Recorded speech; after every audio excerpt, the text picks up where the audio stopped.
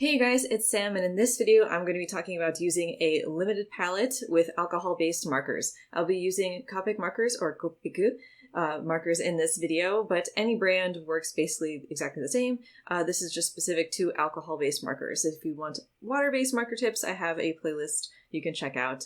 Anyway, let's get into it. So whether you don't have that many markers, you just want to challenge yourself, or for whatever reason you are using a limited palette, here are 3 tips for using just 3 markers. So tip number 1 is to plan ahead. So even if you're using 3 markers at random, if you're just picking them at the random, maybe you're doing the 3 marker challenge that used to be popular here on YouTube and it's not anymore, and I don't know why because it's really fun and I super recommend it. Or you're just picking specific colors for whatever project you're working on.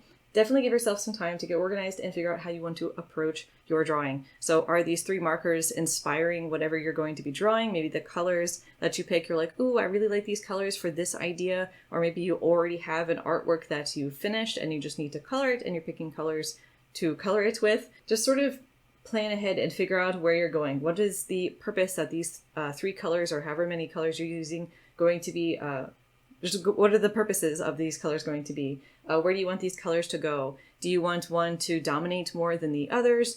Where do you want, a specific color to be placed? Take some time to figure that out. Maybe even swatch them out together and see how they interact and sort of get used to using those limited colors together.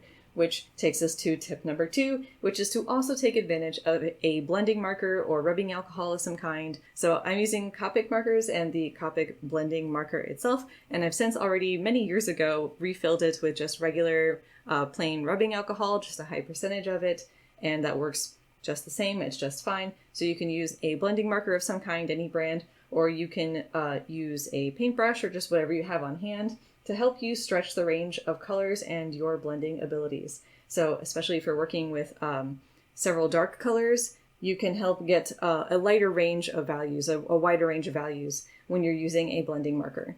With the blending marker too, you can also help with the colors interacting with each other, so you get more of an ability to take advantage of those 3 colors intertwined and how to work them together as well. Which takes us to tip number 3, which is balance your colors by using each color with each other. So what I mean by that is to use all 3 of your colors, or however many you're using for your limited palette, throughout the entire piece, which can help make things look cohesive and connected. You can have one particular color be more of the dominant one than the rest, and then just have the others sort of help elevate that. But using each of these colors with each other helps you get a wider range of colors in general, because you're trying to mix and blend and layer these colors, and you'll end up with different color results. And you'll also end up with getting a wider range of values than you had you just used one color in isolation by itself. So definitely play around with the tools that you have. I definitely recommend a scrap piece of paper as well, just to sort of fiddle around, test things out, all of that good stuff. Have a good attitude, have some fun, don't be afraid to make mistakes.